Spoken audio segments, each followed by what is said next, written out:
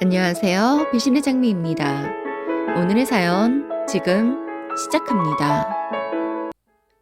저는 결혼 20년 차인 50대입니다.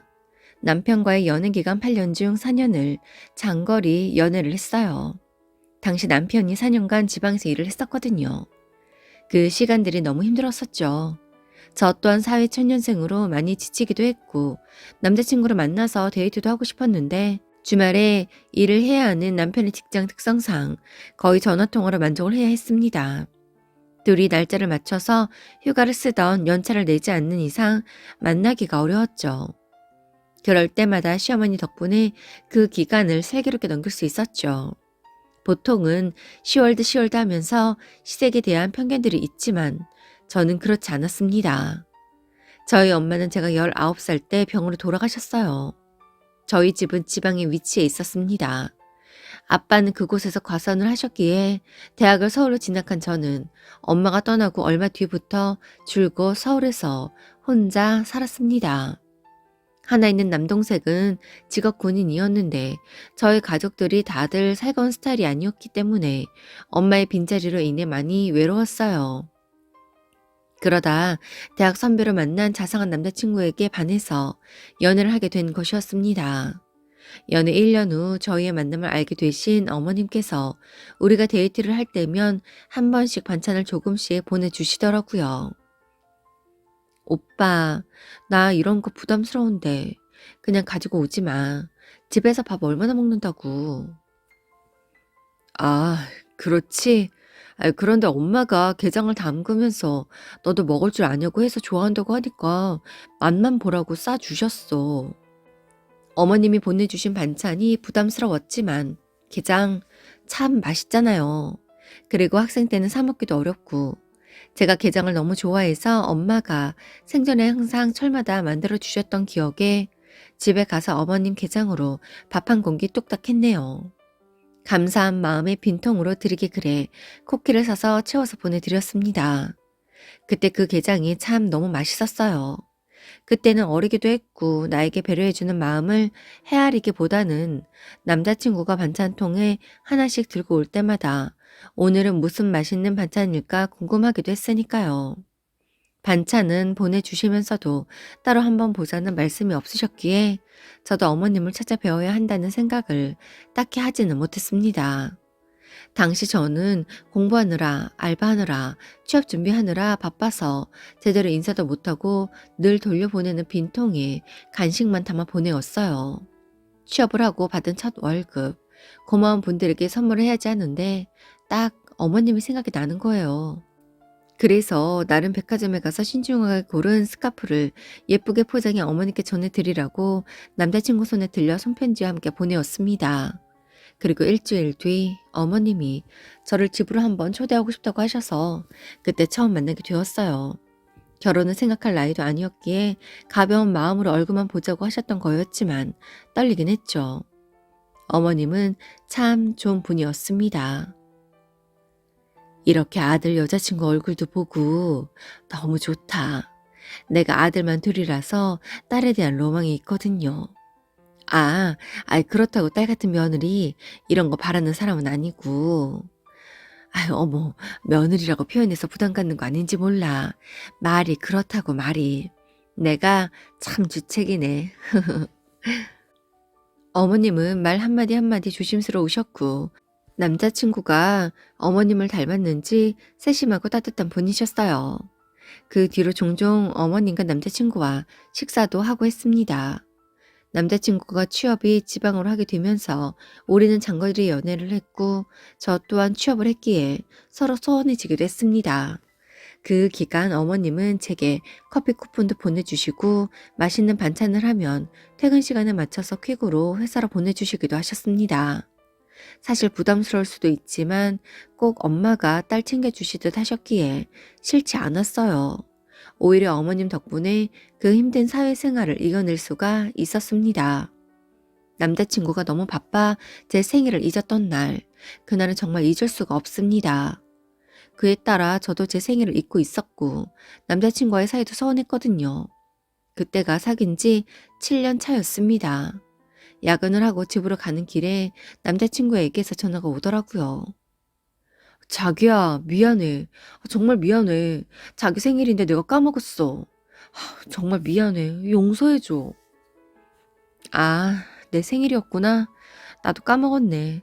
음력으로 하니까 이런 때도 있네. 생일도 까먹는 날이. 미안. 정말 내가 미쳤나 보다. 그래도 오늘에 가기 전에 용케 생각은 했네. 괜찮아. 에휴, 오늘 너무 힘들다. 아, 그게 사실 엄마가 알려줘서 알았어. 엄마가 자기 생일인데 오늘 꽃다발은 보냈냐며? 정말 미안해.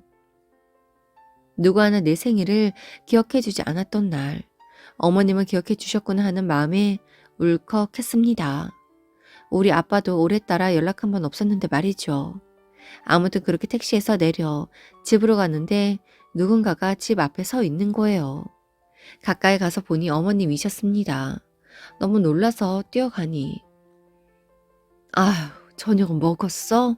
내가 아까 전화했는데 안 받길래 바쁜가 해서 그냥 기다렸어. 전화하셨어요? 그러게. 내가 너한테 원래 전화를 안 하는데 오늘 네 생일이라서 생일에도 바빴구나. 제 생일이라고 어머님이 오빠한테 알려주셨다면서요? 통화했어요. 아유, 그놈은 점수 깎이게 제 입으로 잊어버렸다고 하디? 융통성 없는 거. 아니, 네 생일이길래 뭘 챙겨준다 싶어서 오전부터 연락을 해도 아들이 연락이 안 되더라고. 때마침 걔도 오늘 바빴다는데 아무튼 물어보니 깜빡했다더라.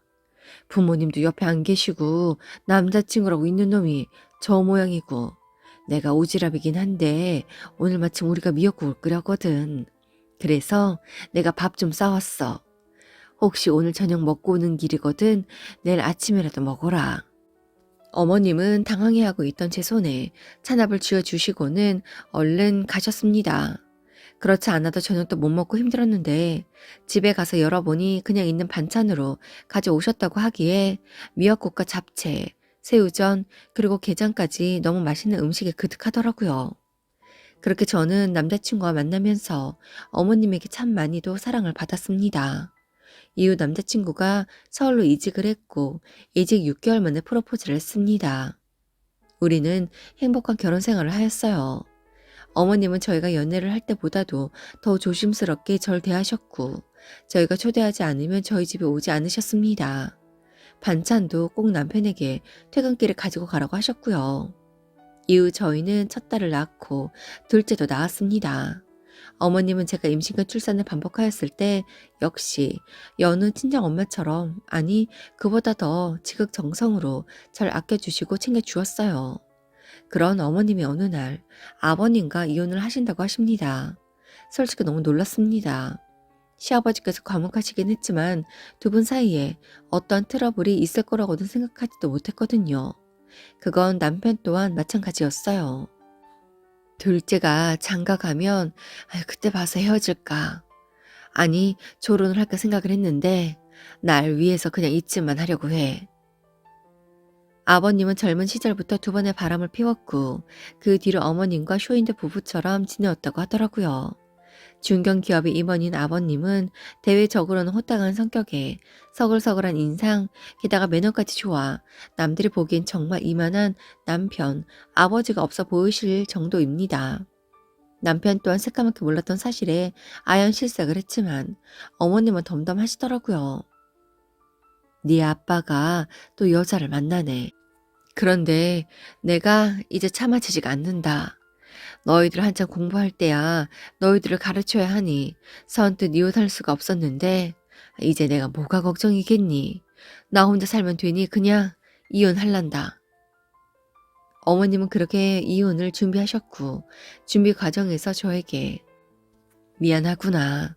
바람도 유전이라는 말도 있는데 내가 괜히 속인 것 같아서 말이다. 내가 우리 아들 키우면서 느꼈지만 걘 바람 피우고 할 위인이 안 돼. 그래도 나한텐 아들이라 그리 보이는지 모르겠지만 사실 남자는 모르는 거잖니. 혹여라도 그 더러운 짓거리 네 남편에게도 있거든. 너는 참지 말아라. 알았지? 어머님은 저에게 많이 미안해 하셨습니다. 저는 그런 어머니가 안쓰러웠고요. 아버님은 어머님과 이혼 6개월 만에 재혼을 하셨습니다. 남편은 그런 아버지를 만나기 힘들어했지만 그래도 우리 아이들이 있었기에 우리는 생신이나 명절에 간간히 찾아뵈었습니다. 재혼하신 그분에게도 어떤 호칭을 해야 할지 몰라 호칭을 하지 않고 부르기도 했고요. 그런데 어느 명절 그분께서 제게 내가 진짜 가만히 두고 봤는데 세아가 너 나한테 왜 어머님이라고 안 부르니? 지금 내가 네 시아버지랑 같이 산 지도 2년이 다 되어가는데 안부 전화를 한번 하기를 하니 아니면 어머님 하고 살갑기를 해. 내가 이 정도 기다려줬으면 아랫사람이 먼저 다가와야 하는 거 아니니? 그분의 말씀에 어이가 없기도 했지만 따로 대꾸는 하지 않았습니다. 그때 남편은 자리에 없었는데 그분은 제게 뭐가 핀트가 나갔는지 계속 뭐라고 하시더라고요. 그때 제 딸이 장난감을 가지고 온 가방이 없어졌는지 가방을 찾는데 그나마 아이들에게는 늘 친절했던 그분이 왜? 못 찾는데 할미가 찾아줄게. 그러자 딸이 핑크색 공주 가방이 없어졌다고 우리 할머니가 사준 거라고 하자 그분께서 뭐? 네가 할머니가 나 말고 누가 있어? 외할머니도 없고 할머니라고 나뿐인데? 예, 너 네 전 시어머니라는 그 여자 아직도 만나고 다니냐?